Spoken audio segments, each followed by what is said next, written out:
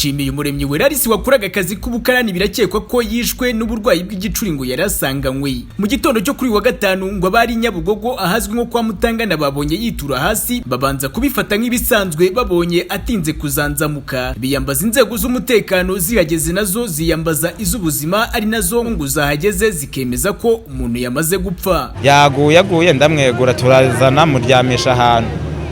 Nibwo nahise mpamagara mu rugo mbibabwiye bambwira ati nimba muryamisha ahantu birahagije, ikindi ni ugucunga yuko nyine aryamye neza nta kindi. Maze aho hashize nk'isaha nagarutse mbona nta kinyeganyega kwa kundi kwa mbere. Ubwo ngubwo nibwo niyambarije polisi, aya nta kindi njye nakeka kuko na mama wiwe mbarije kumubwira uko byagenze bamubaje aravuga ati ubwo nyine byarangiye nk'abantu nabo basanzwe bazi ko ibyo bintu bibaho bakeka ko wenda yaba yabuze umwuka niko wenda umuntu yatekereza.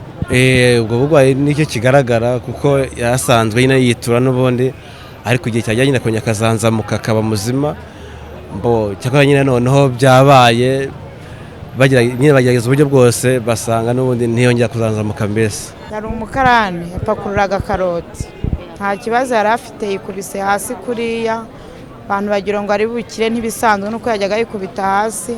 Ambulance ayihagereye rero itangaje ko yapfuye, ariko ntiyari yakoze, ntago ari umunaniro yazize ko ntago yari yikoreye, yari yakoze akazi k'ubuzamu, ntago ari umunaniro rero. Gusa n'umunsi we wari ugeze byajyaga bimufata bikamurekura akongera agakora nyine nk'ibisanzwe, ariko mu by'ukuri nyine nk'abantu batari babizi bari kuvuga ngo yayikoreye umufuka, abandi ngo ubwo ngo wabona ari abamunize ibintu byinshi, ariko mu by'ukuri nta muntu wamunize, nta n'umufuka yikoreye.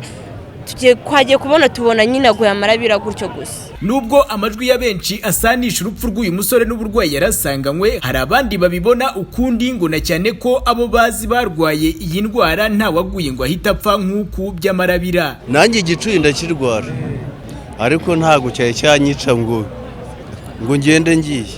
Ndakeka yabazize ibindi bintu byo muri kamere.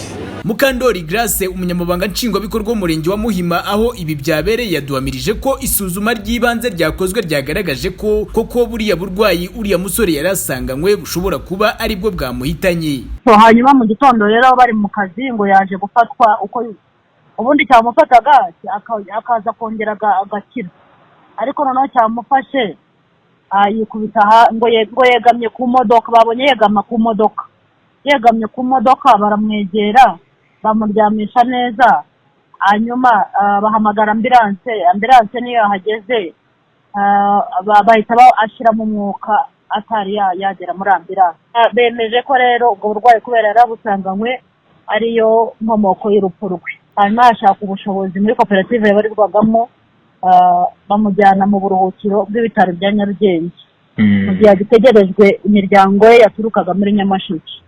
Bavuze ko akomoka Nyamasheke ariko yari acumbitse mu murenge wa Gisozi.